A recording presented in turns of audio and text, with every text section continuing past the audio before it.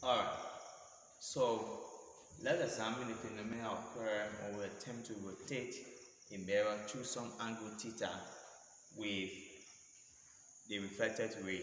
Now, remember, if you rotate a mirror theta, whether clockwise or counterclockwise, the reflected ray is going to get rotated 2 theta, 2 times angle theta. So if you rotate it 10 degrees, the refracted ray will end up being rotated 20 degrees. Good. With that being said, now a reflected ray in a mirror makes an angle of 20 degrees with the incident ray. So we have a mirror right here. This is our ideal mirror.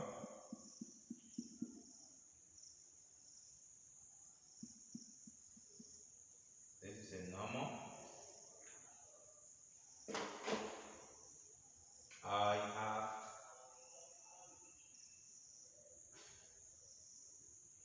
incident ray.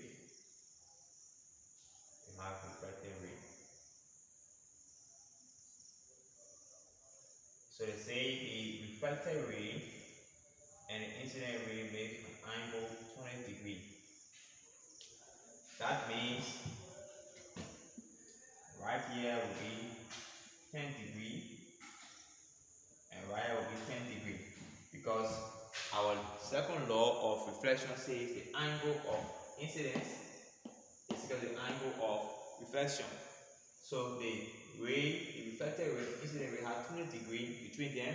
It means that the incident angle is 10 degrees and the reflected angle is also 10 degrees.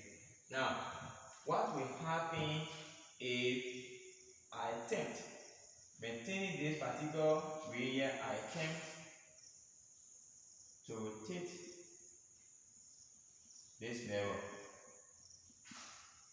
through this. So this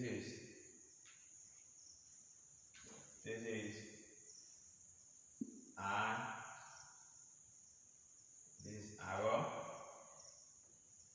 this is O. So you have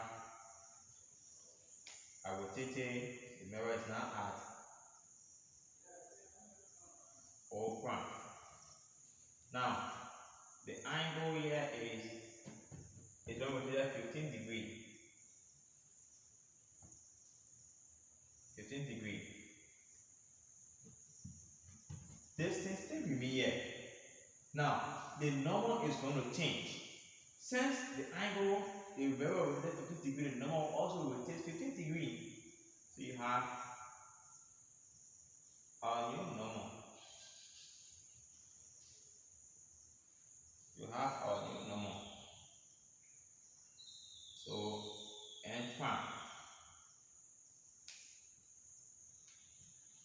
What's going to happen now to our rays?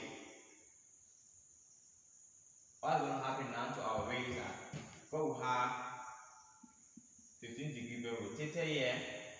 The initial measurement of the whole angle here, because the whole thing will be 90 degrees.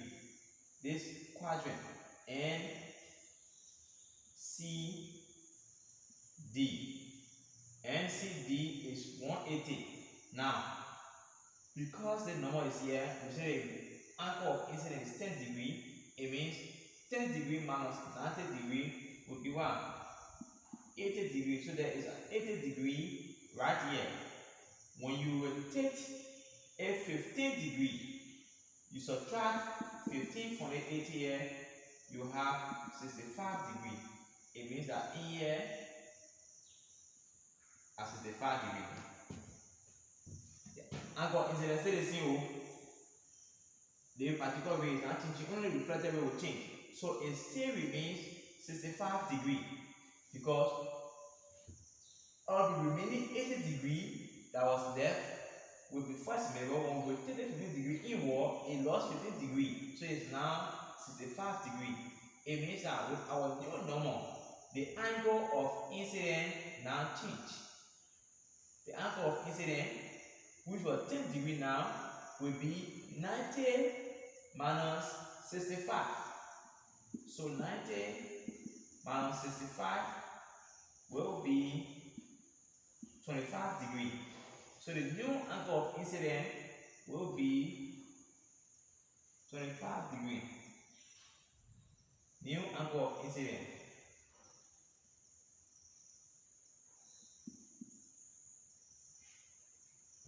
And as per the law of reflection, the angle of incidence must be equal to the angle of what? Reflection.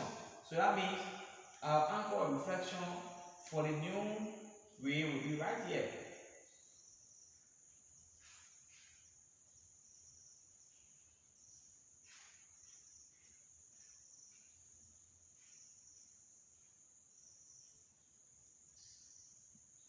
It will be right here.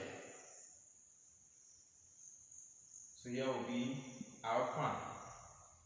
So because it is 25, here 2 will be 25. So the angle of reflection is now 25. The angle of incidence is now 25. First it was 10, 10.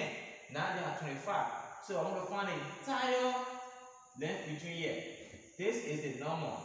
If this distance is 25 and this distance is 25, it means the angle between the incident ray, which is constant, and our new reflected will be what? 25 plus 25, right? So our angle will be 25 degree for our new angle of incidence plus 25 degree for our new angle of reflection. So you have 50 degree as the angle forming between the incident ray and the reflected ray. And you can try this for multiple